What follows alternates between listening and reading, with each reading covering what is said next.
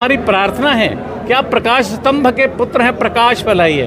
फूलझड़ी के लिए लड़ाई करना अच्छा नहीं लगता है। कुछ लोग ऐसे भी हैं जो दावा करते हैं कि हम आपके घटक हैं, हम आपके साथ हैं, पर हम ही से मोहब्बत, हम ही से लड़ाई, ये कैसी दुहाई, कैसी खुदाई। इसलिए वह भी, उनको भी ध्यान में आ जाना चाहिए कि भारतीय जनता पार्टी के कमल के फूल का मतलब क्या है।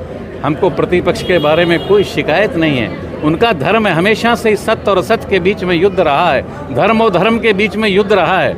एक छोटा सा ये बालक, सामान्य परिवार का बालक, इसके पहले इलेक्शन में 2014 में भी हमने इसको टिकट देके पहली बार लड़ाया था, 2009 में जब मैं पार्टी का अध्यक्ष था। आज फिर मेरा सौभाग्य है कि आप सब लोगों के, आपके मार्फत दर्शन कर कर इसके लिए आशीर्वाद मांगने के लिए मैं यहाँ उपस्थित हूँ।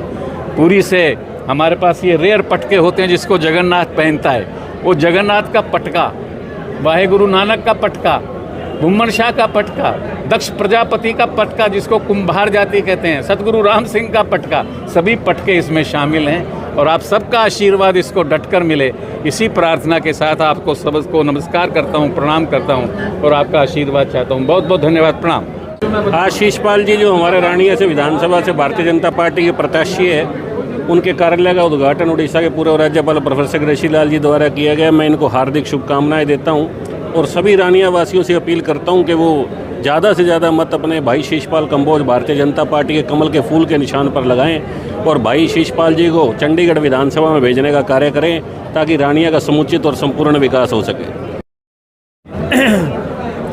आज बड़ी खुशी हो रही है कि आज हमारे कार्यालय का उद्घाटन हुआ है और किस तरह हमारे कार्यकर्ताओं में जोश है ये आप सब देख रहे हैं। और मुझे विश्वास नहीं, भरोसा है कि आने वाले इस चुनाव में हम भारी मतों से रानिया विधानसभा से कमल खिलाकर हमारे प्रदेश के माननीय मुख्यमंत्री नायब सिंह जी सैनी की झोली में डालने का काम करें।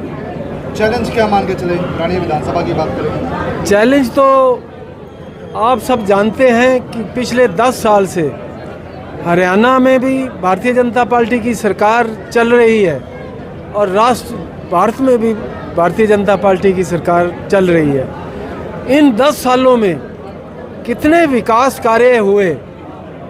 पहले वाली सरकारों में क्या होता था, अगर भिवानी का मुख्यमंत्री बनता था विकास वहाँ होता था, अगर रोहतक का मुख्यमंत्री बनता था तो विकास वहाँ होता था। ये एक ऐसे मुख्यमंत्री बने 2014 में जिन्होंने 90 की 90 विधानसभाओं में विकास करवाने का काम किया। उन्होंने ये नहीं देखा भी इस विधानसभा से हमारा भारतीय जनता पार्टी का विधायक है या ना है।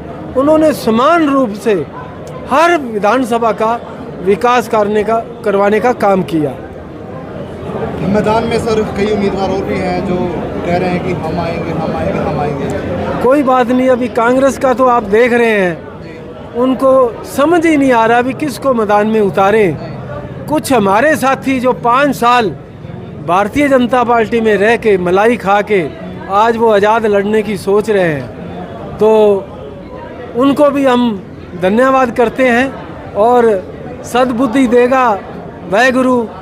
और हम इस लड़ाई में, मुझे ये पूर्ण विश्वास है कि हम इस लड़ाई में भारी मतों से विजयी होने का काम करेंगे। क्या प्लान रहेगा आगे, कैसे लोगों के बीच जाएंगे? जाएंगे लोगों के, हमने पहले विकास करवाया है और बाद में हम वोट मांगने जा रहे हैं। ये लोग पहले वायदे करते हैं, वोट मांगते हैं और बाद में क्या करते हैं वो आप सब जानते हैं। हमारे भारतीय जनता पार्टी का एक एक कार्यकर्ता, मैंने 2019 तक जो विकास यहाँ रानिया विधानसभा में करवाया, चाहे वो यहाँ कॉलेज बनाने की बात हो, चाहे वो हॉस्पिटल की बिल्डिंग बनाने की बात हो, चाहे यहाँ कुत्तावट पुल का निर्माण करने की बात हो, चाहे ITI कॉलेज खोलने की बात हो, ये सब कार्य जो माननीय मुख्यमंत्री नायब मनोहर लाल खट्टर जी के द्वारा करवाए गए। और मुझे आगे भी पूरा विश्वास है जब हम यहाँ से विधायक बन के जाएंगे, जो यहाँ का अधूरा एक काम सब डिवीज़न का है उसको भी हम सब डिवीज़न बनाने का यहाँ से काम करेंगे।